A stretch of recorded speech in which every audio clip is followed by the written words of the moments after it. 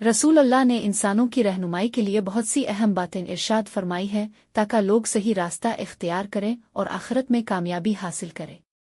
एक हदीस मुबारका में नबी करीम ने 4 ऐसे कामों के बारे में बताया है जिनसे इंसान को लाजिमना बचना चाहिए, क्योंकि ये अमाल इंसान को गुनाह की तरफ ले जाते हैं और अल्लाह ताला की नाराज़ी का सबब बनते हैं। नबी करीम ने फरमाया कि झूठ बोलना बहुत बड़ा गुनाह है। झूठ इंसान की सच्चाई और ईमान को कमज़ोर कर देता है और मुआशरे में बेएतमादी पैदा करता है। जो शख्स झूठ बोलने की आदत बना लेता है वो आहिस्ता आहिस्ता दूसरे गुनाहों में भी मुब्तला हो जाता है। इसलिए मुसलमान को चाहिए कि हमेशा सच बोले और सच्चाई को अपनी जिंदगी का हिस्सा बनाए। इसी तरह वदा खिलाफी भी एक बुरी आदत है।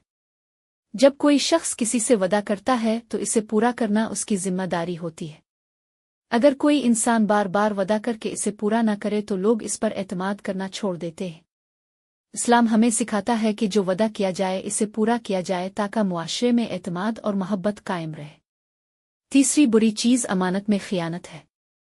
अगर किसी के पास कोई चीज़ अमानत के तौर पर रखी जाए तो इसे पूरी दियानतदारी के साथ महफूज रखना चाहिए और वक्त आने पर वापस कर देना चाहिए। अमानत में खियानत करना न सिर्फ गुनाह है बल्कि ये इंसान के किरदार को भी खराब कर देता है।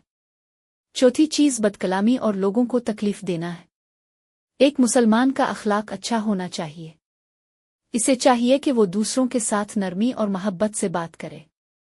बदजुबानी और सख्त रवैया लोगों के दिलों को दिखाता है और मुआशरे में नफरत पैदा करता है। इस हदीस से हमें ये सबक मिलता है कि मुसलमान को अपनी जुबान, अपने वादों और अपने किरदार का खास ख्याल रखना चाहिए। अगर हम उन बुराइयों से बच जाएं और अच्छे अखलाक अपनाएं तो न सिर्फ दुनिया में इज्जत मिलती है बल्कि आखिरत में भी कामयाबी नसीब होती है। अल्लाह ताला हमें नेक अमाल करने और बुराइयों से बचने की तौफीक अता फरमाए। आमीन।